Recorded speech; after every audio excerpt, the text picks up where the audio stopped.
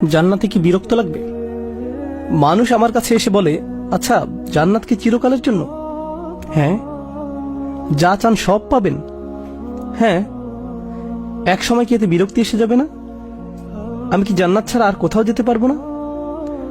আমি কি একটু এখানে তো বহুকাল থাকলাম, এখন কি একটু অন্য কোথাও যাওয়া যায় না?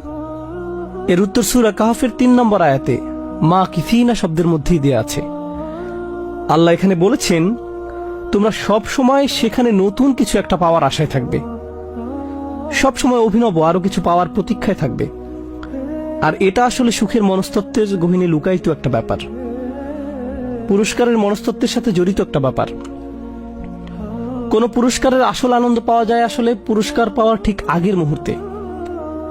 একজন ছাত্র সবচেয়ে সুখী থাকে তার হাতে সার্টিফিকেট তুলে দেওয়ার ঠিক আগ মুহূর্তে। বিয়ে হওয়ার ঠিক আগের দিন ছেলেটা খুব বেশি খুশি থাকে, বিশেষ করে মেয়েটি। সে অবশ্যই বিয়ের ঠিক আগের দিন সবচেয়ে সুখী থাকে। ভালো কিছু পাওয়ার প্রতীক্ষার মাঝে কি যেন এক অদ্ভুত আনন্দ লুকিয়ে আছে। বাচ্চার জন্ম হবে, অমুক তারিখে বিয়ে হবে, অমুক দিন বোনাস পাওয়া যাবে, ঈদ উপলক্ষে অনেকদিন ছুটি পাওয়া যাবে, ভ্রমণের দিন এগিয়ে আসছে, বহুদিন পর আমার প্রিয় বন্ধুর সাথে দেখা হতে যাচ্ছে। এই যে অপেক্ষা, এই অপেক্ষার মাঝে আসলে এক ধরনের আনন্দ আছে। মূলত আপনি যদি অপেক্ষার সময়টা দূর করে তাৎক্ষণিক জিনিসটা পেয়ে যান, তখন আনন্দটা হয় খুবই ক্ষণস্থায়ী। আর পেয়ে যাওয়ার পর আশ্চর্যজনকভাবে অল্প সময় পরে কি ঘটে, এটা আর তেমন কি। আমি আমার বাচ্চাদের উপর এ নিয়ে পরীক্ষা নিরীক্ষা চালাই, কারণ আমার বাসায় এক্সপেরিমেন্টাল সাবজেক্ট আছে। একবার নিউ ইয়র্কে মুসলিম স্টুডেন্ট অ্যাসোসিয়েশনের এক প্রোগ্রাম শেষ করার পর তারা আমাকে কিছু সম্মানই দিতে চাইল। বললাম, এমএসএ থেকে আমি কোনো সম্মানই নেই না, সরি। তারা বলল, আপনাকে কিছু একটা নিতেই হবে। তখন বললাম, ঠিক আছে, তাহলে আমার বাচ্চাদের জন্য বিশাল এক বক্স লেগো নিয়ে আসেন। তো তারা আমাকে বিশাল 2 বক্স লেগো দিল। বাসায় এনে আমি সেগুলো শেলফে রাখলাম। তারপর আমার 2 ছেলেকে বললাম, 30 দিন পর তোমরা এগুলো খুলতে পারবে। তারা 2জন পুরো অস্থির হয়ে গেল, পাগল হওয়ার মতো অবস্থা। আব্বা, আমরা কি এখন খুলতে পারবো? আব্বা, আমরা কি এখন খুলতে পারবো? Please please please. না, 30 দিন পর।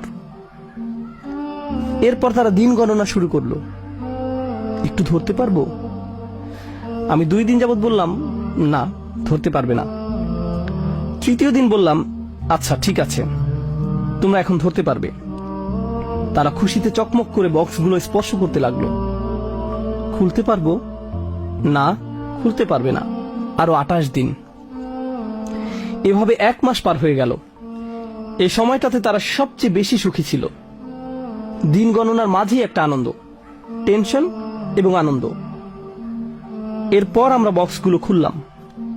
প্রায় 6 ঘন্টা যাবত আমার ছেলেদের আর কোনো হুঁশ ছিল না। লেগোগুলো দিয়ে তারা বিভিন্ন ধরনের জিনিস বানাতে লাগলো। ওয়াও, এটা কি বড়! এভাবে 3 দিন যাবত তারা এগুলো নিয়ে পুরোপুরি আচ্ছন্ন হয়ে থাকলো। আর এখন সেই একই খেলনাগুলো আমার রুমে সেলফের মধ্যে রাখা আছে। তারা কখনো এগুলোর কথা আর জিজ্ঞেসও করে না। তাদের আনন্দের সবচেয়ে সেরা অংশ কোনটা ছিল? অপেক্ষার মুহূর্তটা, প্রত্যাশার সময়টা। সেই ছোটকাল থেকে এখন পর্যন্ত আমরা সবাই এরকম। এটা হলো দুনিয়ার প্রতীক্ষা। আর আল্লাহ বলছেন, পরকালের প্রতীক্ষাটা যে আরো কত আনন্দের তোমরা তা কল্পনাও করতে পারবে না। জান্নাতের প্রতিটি আনন্দ টেকসই।